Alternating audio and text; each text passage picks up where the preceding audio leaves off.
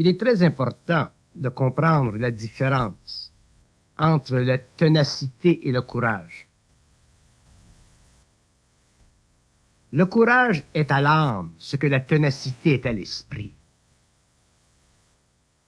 L'homme peut être courageux et ne pas être nécessairement intelligent. Alors que lorsque l'homme est tenace, il y a en lui suffisamment d'esprit pour maintenir sa connexion avec le potentiel évolutif de la vie. Un homme qui est tenace est un homme qui a suffisamment d'esprit pour sentir qu'il y a une solution quelque part dans le temps à ses problèmes. Alors que l'homme qui a du courage a la capacité de supporter de façon passive ou de façon active une condition de vie qui lui est imposée karmiquement. La ténacité est très importante pour l'homme et surtout chez l'homme nouveau, parce qu'elle lui permet, quelque part en lui-même, de réaliser qu'il y a une finalité à sa situation. Alors que le courage lui permettra de supporter une situation pendant un certain nombre d'années, sans nécessairement pouvoir avoir la lumière nécessaire pour y mettre fin. Il y a des êtres sur la terre très courageux, des âmes très courageuses, qui supportent des conditions de vie qui, si ces mêmes personnes étaient intelligentes, auraient cessé depuis longtemps. Autrement dit, le courage est l'expression de la relation entre l'homme et l'âme, alors que la ténacité est la relation entre l'ego conscient et l'esprit. Un homme qui est tenace, un homme qui a la capacité de supporter le temps,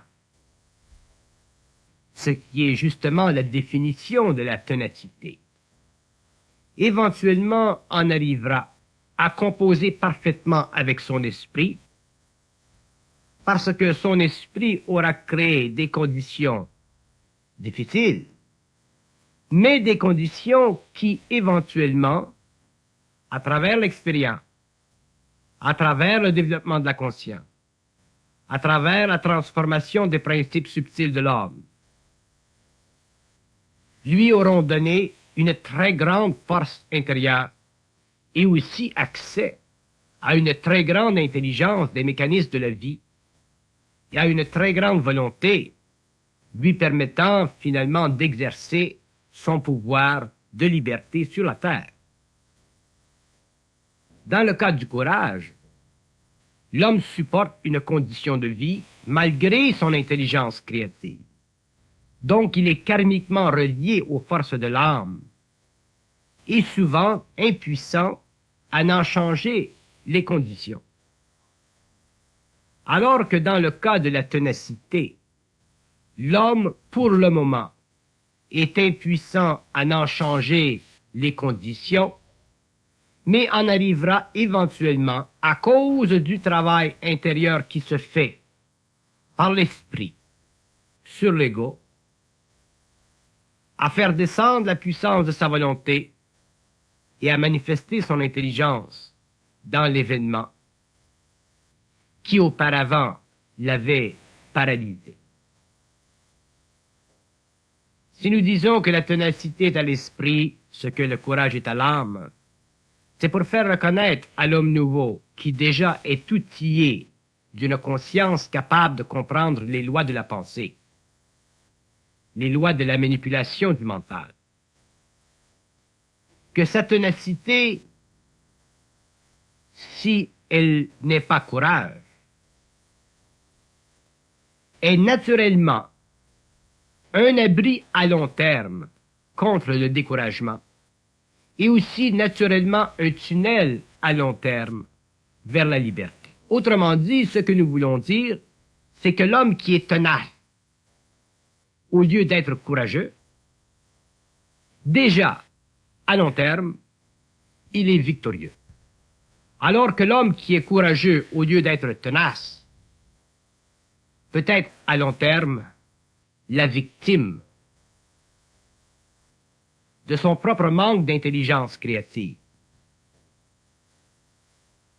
la victime de son lien karmique avec l'âme, la victime de son lien ou de sa relation avec la mémoire. Donc il est important pour un homme conscient ou en voie d'évolution de savoir s'il est courageux ou s'il est tenace. Il sera courageux s'il n'a pas l'intelligence de sa situation, mais simplement la perception d'un état de vie qui a été créé depuis très longtemps. Il sera tenace s'il a l'intelligence de sa situation, s'il comprend qu'il y a quelque part dans le temps l'ouverture du tunnel, c'est-à-dire ce moment dans la vie où il pourra composer parfaitement avec sa volonté et son intelligence. Où se situe dans la conscience humaine la différence entre le courage et la ténacité relève de chaque individu. Chaque individu doit par lui-même savoir réaliser s'il est courageux ou tenace. À partir du moment où l'homme est capable d'identifier qu'il est tenace, il demeurera tenace. Si l'homme n'est pas capable d'identifier sa ténacité, il est très possible qu'il soit courageux. Et à ce moment-là, il n'aura pas les outils pour changer cette situation dans un espace-temps qui convient à ses besoins. Il supportera la situation, mais il ne pourra pas comprendre qu'elle fait partie d'une dynamique interne nécessaire à la transmutation de ses corps, de ses principes, pour qu'il ait accès à une volonté et une intelligence parfaite. Reconnaître en soi-même si nous sommes tenaces ou si nous sommes simplement courageux est un aspect effectif de notre conscience, est une mesure créative de notre intelligence. Si l'homme entre dans son intelligence, il lui sera plus facile de déterminer s'il est tenace ou courageux. Mais si l'homme n'entre pas dans son intelligence, il n'en verra pas la différence et il en sera taxé, c'est-à-dire qu'il devra supporter de façon courageuse un état de vie, au lieu de savoir que ce qu'il vit présentement fait partie d'un acheminement auquel lui-même mettra fin lorsqu'il aura réussi à transmuter ses outils, c'est-à-dire transmuter son émotion ou son mental pour le développement intégral de sa liberté. La ténacité est une façon pour l'homme de vivre de son esprit jusqu'à ce que les événements dans la vie se soient ordonnés selon le rapport étroit entre son intelligence et sa volonté. La ténacité est une façon pour l'homme de réaliser une alliance entre sa force intérieure encore non manifestée et les événements de sa vie en voie d'enlignement. Par contre, le courage permet simplement à l'homme de supporter d'une façon passive, à court ou à long terme, une vie qui n'est pas intelligible à partir de ses perceptions intérieures extrasensorielles. L'homme qui est courageux vit karmiquement une expérience d'âme, c'est-à-dire qu'il est obligé, pour toutes sortes de raisons, de faire face à une musique que lui-même n'a pas créée, mais qui lui fut imposée. Alors que l'homme qui est tenace regarde la musique, l'écoute, mais a la ferme intention, à long terme, d'en assumer le contrôle et la responsabilité créative. L'homme tenace, à long terme, veut contrôler sa vie, alors que l'homme courageux, à court ou à long terme, veut simplement que sa vie change. La différence entre ces deux aspects, ces deux perceptions, ces deux expériences est fondamentale.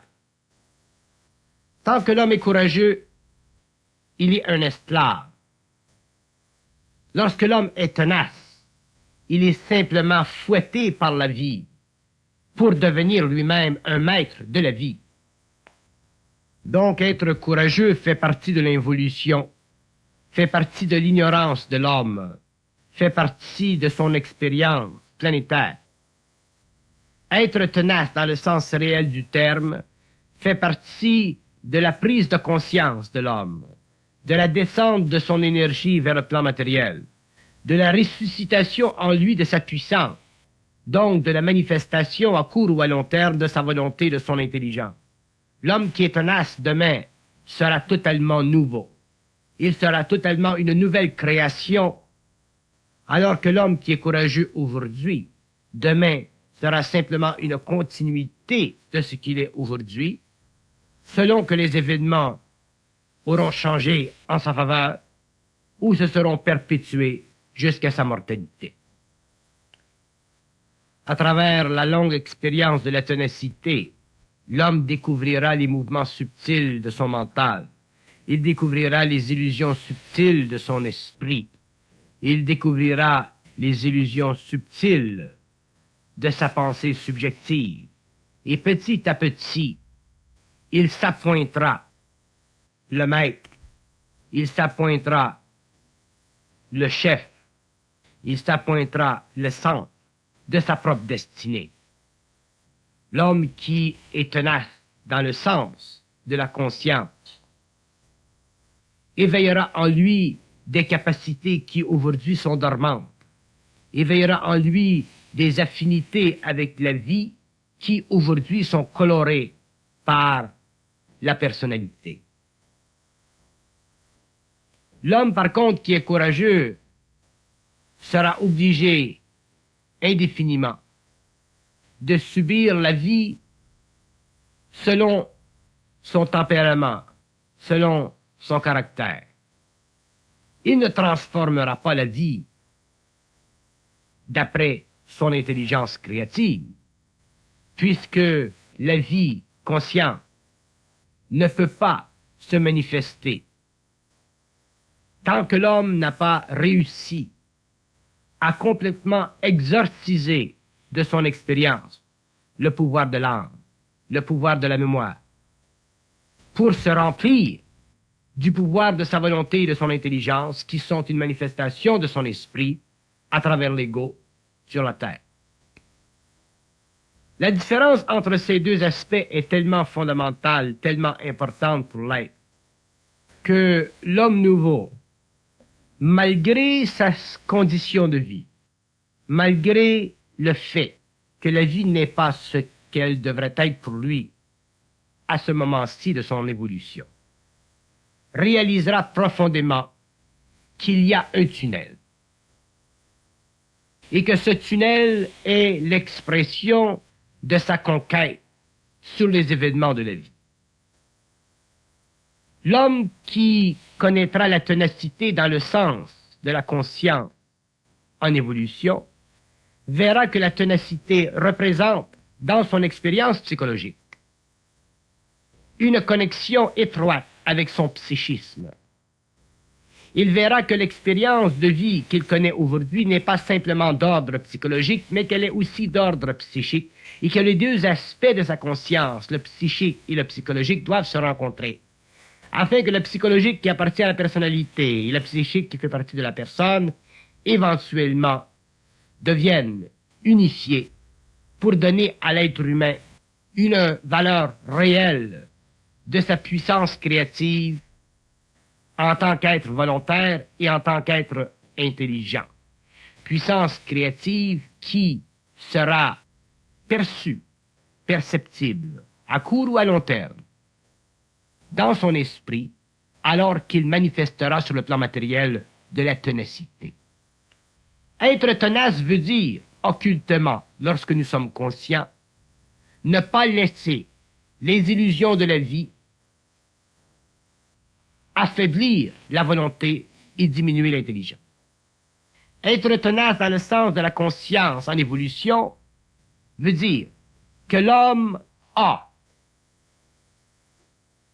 une perception, même si elle est très petite, de l'accès à sa liberté de vivre dans un temps ou dans un autre. Donc déjà, l'homme qui est tenace, dans le sens, remarquez bien, de la conscience en évolution, déjà, il est victorieux dans le temps. Déjà, il est marqué pour la conquête de son énergie. Déjà, il est marqué pour l'intégration de son être. Déjà, il est marqué pour la liberté qui lui est due. Mais ce n'est pas le cas pour l'homme courageux. Parce que l'homme courageux subit une expérience de vie qui fait partie du mouvement de l'âme à travers l'ego. Donc il y a à travers le courage des voiles qui servent à perpétuer le mythe de l'impuissant, qui servent à perpétuer le mythe de l'ego, en donnant à ce dernier une certaine valeur psychologique, celle d'être courageux. Mais cette valeur psychologique d'être courageux ne peut jamais remplacer la puissance créative de son mental, c'est-à-dire l'exercice de sa volonté et de son intelligence sur le plan matériel. Un homme courageux, s'il était intelligent, ferait sauter les conditions qui le forcent à demeurer courageux pour devenir libre. Donc, il serait semblable à l'homme conscient, qui a reconnu que ce n'est pas le courage qu'il a de besoin, mais la ténacité, pour faire éclater le vase de la vie qui ne fait pas son affaire, pour faire éclater le vase de la vie qui sert à la transmutation de ses principes, pour faire éclater en lui la vie nouvelle qui ne peut être que l'expression de sa volonté et de son intelligence intégrale.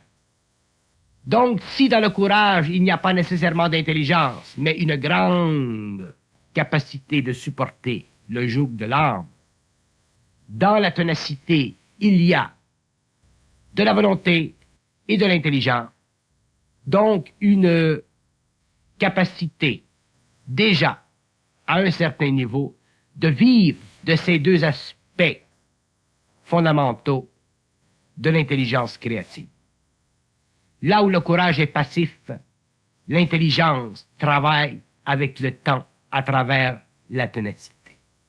Là où le courage permet à l'homme de manifester les grandes qualités de l'âme, la ténacité permet à l'homme, quelque part dans le temps, d'intégrer son énergie et de faire descendre sa volonté sur le plan matériel et de manifester son intelligence créativement afin que l'esprit, le double, soit à son service. Dans le fond, être tenace veut dire ne pas être décourageable. Être tenace veut dire transcender le courage. Être tenace veut dire être intelligent et volontaire dans le temps. Un homme qui est tenace doit prendre en considération le temps, parce que le temps fait partie de sa conscience créative en évolution. Le temps fait partie de la descente de l'énergie dans la matière. Le temps fait partie de la réalisation créative de l'homme. Pour que l'homme qui est tenace prenne conscience du temps, il lui est nécessaire d'être intelligent de son avenir, même s'il ne le voit pas parfaitement, même s'il n'en voit pas les contours. Il peut savoir sentir intérieurement qu'il y a pour lui un avenir à la hauteur de ses besoins. Le courage, lui, permet à la personnalité de supporter ce que l'âme veut bien lui imposer à travers les voiles de sa conscience égoïque. Le courage fait partie de la procession des âmes humaines sur la terre, qui se voient obligées de supporter des événements, des conditions directement reliées au karma de la terre ou au karma individuel.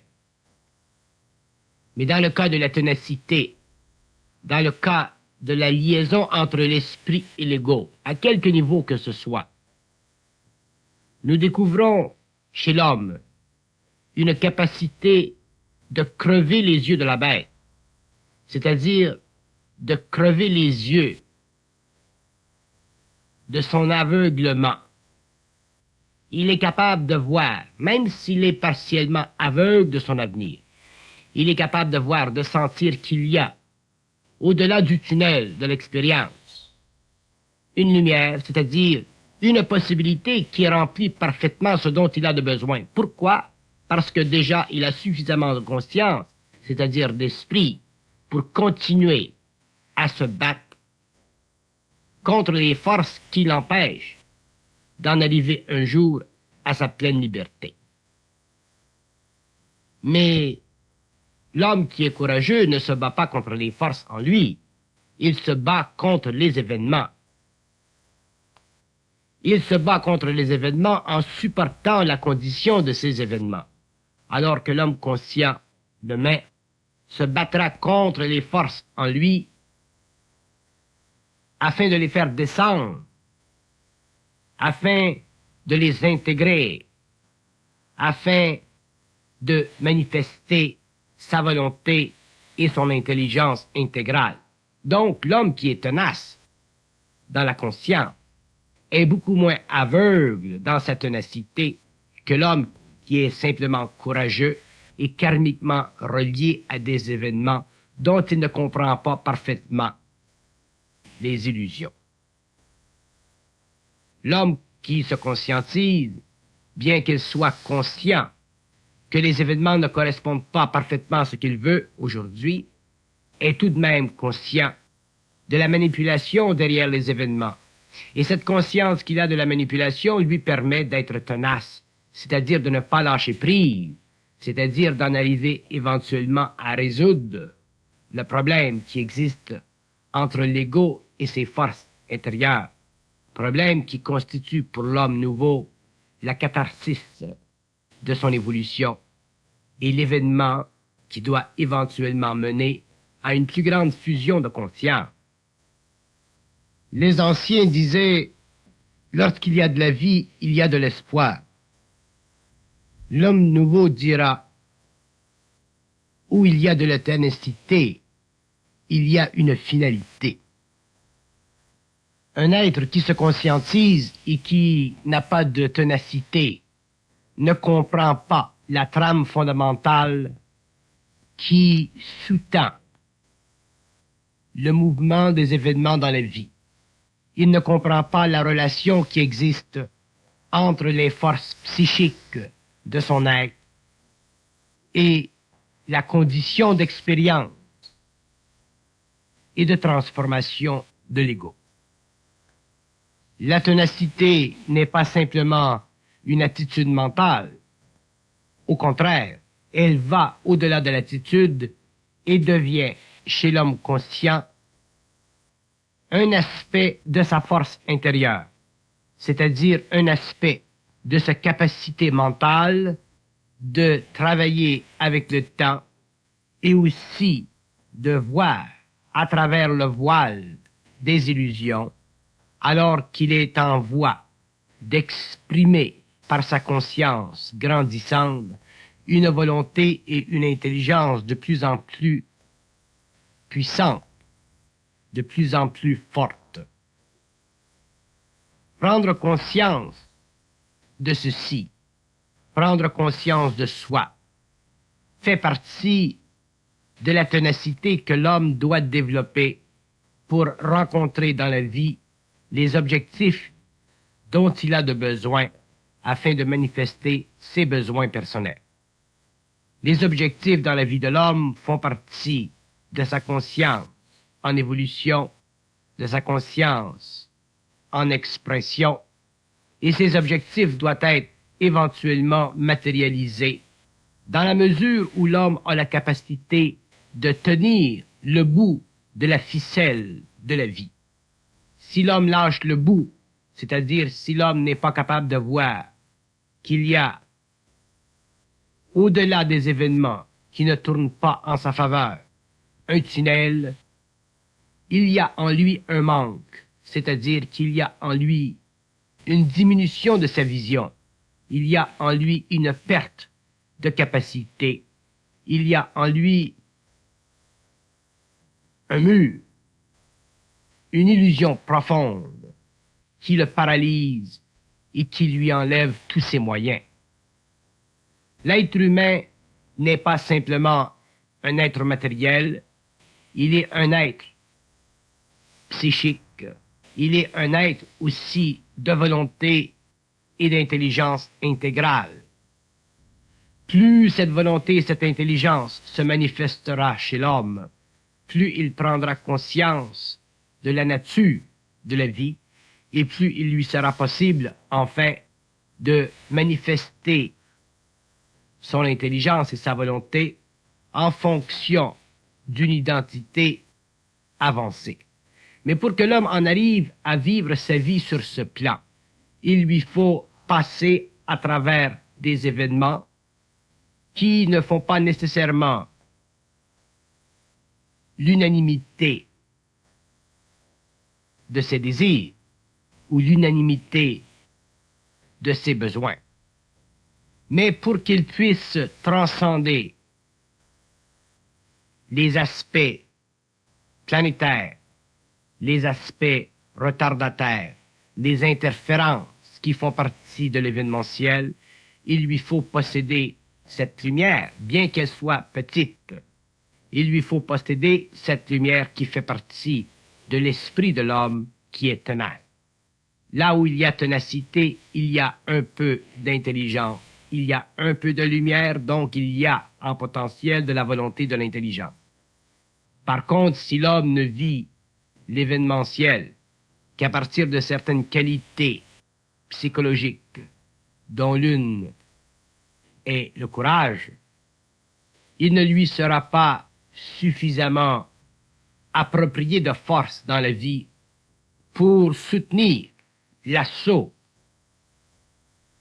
des forces occultes en lui qui s'opposent à l'évolution de sa conscience, à la manifestation de sa conscience et éventuellement à la prise du pouvoir de sa conscience sur les événements. L'avènement de l'homme nouveau sur la terre, l'avènement de la conscience supramentale, de la conscience intégrale, quel que soit le nom que vous lui donniez, cet avènement fait partie de l'éclatement sur la terre d'une conscience cosmique. Et il est évident que l'homme sera testé dans les moindres détails de son inconscience avant de pouvoir bénéficier de ce nouvel arrangement, de cette nouvelle relation avec l'infinité. C'est à ce moment-là que la ténacité deviendra importante pour lui. C'est à ce moment-là qu'il devra pouvoir identifier s'il est tenace ou simplement courageux. Et s'il identifie la ténacité comme étant la mesure fondamentale de sa conscience, il parviendra éventuellement à manifester ses besoins, à aguerrir sa lutte contre les forces qui s'opposent à sa liberté. Il en arrivera finalement à pouvoir contrôler sa vie, en être maître, et faire sur le plan matériel ce qu'il veut bien faire, c'est-à-dire manifester créativement l'intelligence et la volonté de sa personne. Mais si l'homme se complaît simplement dans un courage animique, s'il se complaît simplement dans une qualité psychologique qu'il possède par vertu de la nature de l'âme, il ne pourra pas comprendre la grande force de l'esprit en lui qui veut s'unifier avec l'ego, mais qui a besoin de perfectionner le corps émotionnel et le corps mental afin que sa manifestation sur la terre soit parfaite, c'est-à-dire afin que l'homme puisse utiliser cette énergie nouvelle sans l'assujettir à une forme quelconque de personnalité. Être tenace pour l'homme nouveau équivaut à pouvoir bénéficier d'une sorte de foi universelle en lui-même, c'est-à-dire d'une sorte de capacité qui ne peut pas être retranchée de sa conscience. Une capacité foncièrement assise sur la relation ou la perception qu'il a à un niveau ou à un autre de son esprit, de la présence de son esprit ou de la manifestation de son intelligence. Il existe dans l'homme un plan astral qui s'évertue à lui couper les vivres. Et il existe aussi un plan mental supérieur qui commence à descendre, à s'actualiser, à se manifester de façon créative, afin que l'homme ne souffre plus de son astralisation, c'est-à-dire des forces inférieures et des voiles de sa conscience, des voiles de sa personnalité, qui ont tendance à l'enfermer dans une expérience très souvent courageuse, mais qui ne mène nulle part parce que l'homme ne possède pas l'intelligence des événements, l'intelligence de la vie, l'intelligence des lois mécano-psychiques de l'homme. À partir du moment où l'homme nouveau connaîtra les lois occultes du mental, à partir du moment où il reconnaîtra facilement les voiles et les mensonges astralisés de sa conscience inférieure, il pourra prendre conscience un peu de sa lumière. Il pourra réaliser un peu de cette dimension de lui qui n'est pas parfaitement agencée à l'ego, mais qui persiste à frapper à la porte de sa conscience pour que l'ego, lui, puisse ouvrir à cette force en lui qui ne peut être manifestée que lorsqu'il a tenu tête de façon consciente à tous les aspects planétaires et involutifs de son inconscient, aspects qui par le passé auraient miné sa vie, mais qui aujourd'hui renforcissent sa conscience, aiguisent sa perception, ajustent ses principes pour faire de lui demain un homme nouveau, c'est-à-dire un homme qui n'est plus régi par les lois de la mort, mais qui s'exécute en relation et en harmonie avec les lois de la vie. Être tenace équivaut à ne pas se laisser brimer l'esprit par les forces astrales qui assaillent l'homme lorsque la vie est difficile. Être tenace veut dire que l'homme soit capable de toujours voir la lumière au bout du tunnel.